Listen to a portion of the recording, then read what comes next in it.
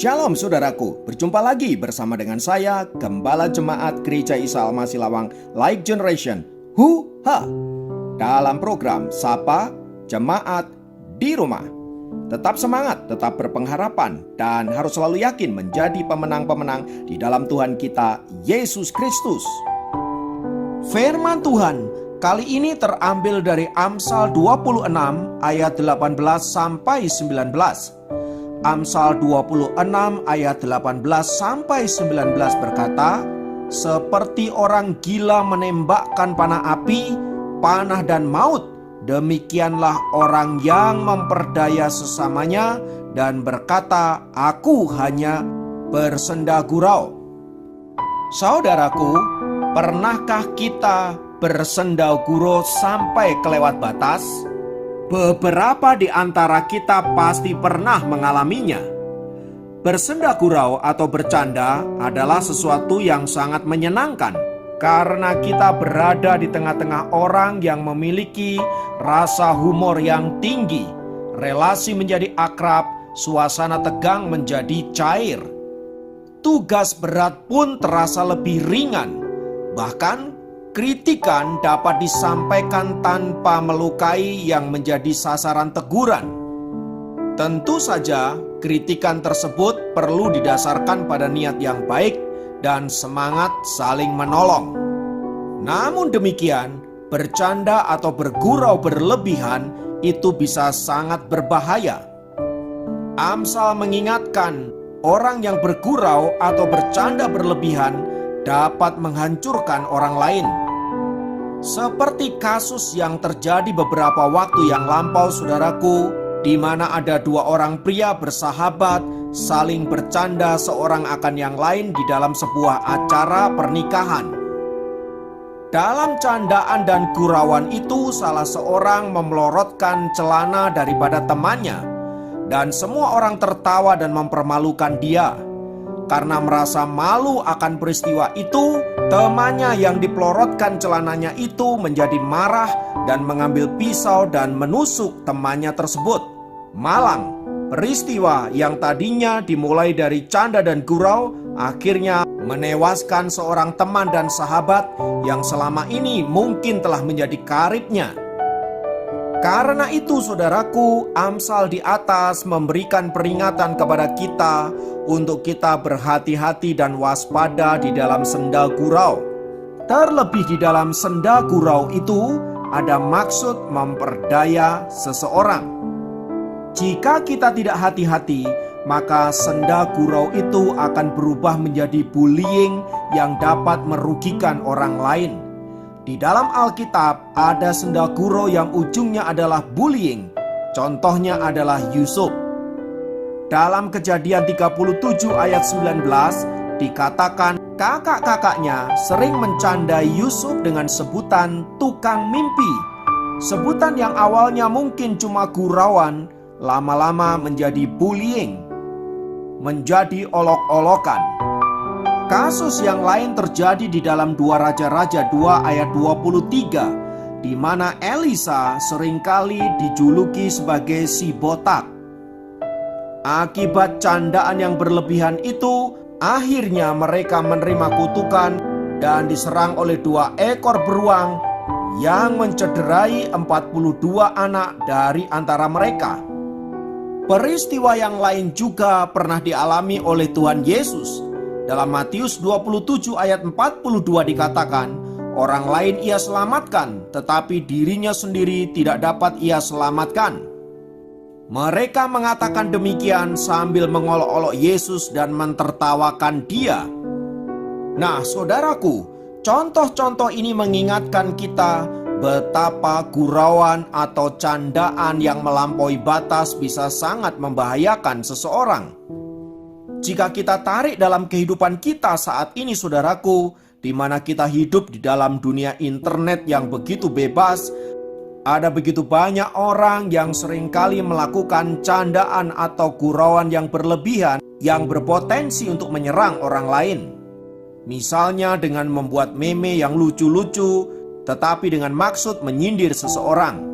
Dan ketika dilakukan klarifikasi, jawaban mereka umumnya adalah kami hanya bercanda. Tanpa mereka sadari bahwa apa yang mereka sebut sebagai bercanda itu telah melukai seseorang, bahkan dapat mengganggu kejiwaannya. Yang lebih mengerikan lagi adalah beberapa candaan yang kemudian berujung kepada sarkasme, akhirnya menjadi konflik dan menimbulkan kekerasan, bahkan berakibat kepada kematian seseorang. Karena itu, saudaraku yang dikasihi Tuhan, merespon apa yang disampaikan oleh Amsal di atas, mari sebagai anak-anak Tuhan yang bijaksana, kita harus berhati-hati di dalam bercanda, berhati-hati di dalam bergurau, terlebih di dalam menggunakan media sosial. Sebab salah memposting, sekalipun tujuannya bercanda, bisa-bisa kita masuk penjara.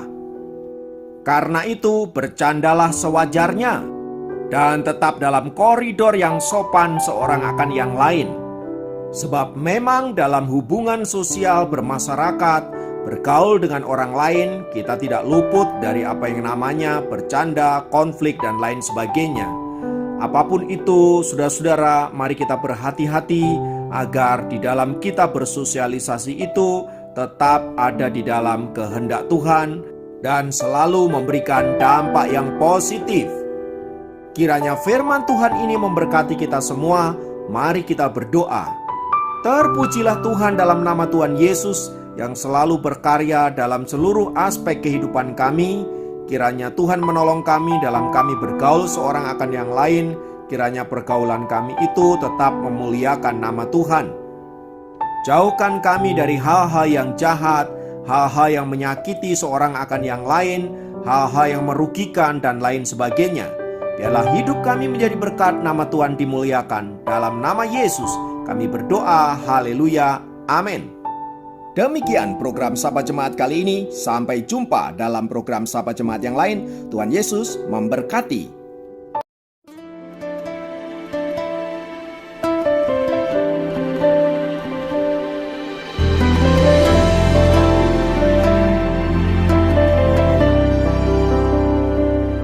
Ku datang padamu, ku sujud menyembahmu, ku bawa hatiku ini hanya padamu Yesus. Ku serahkan diriku untuk kau ubahkan. Jadilah padaku seturut kehendakmu. Ku sembah kau Tuhan dan Rajaku. Puji kau selalu di hidupku.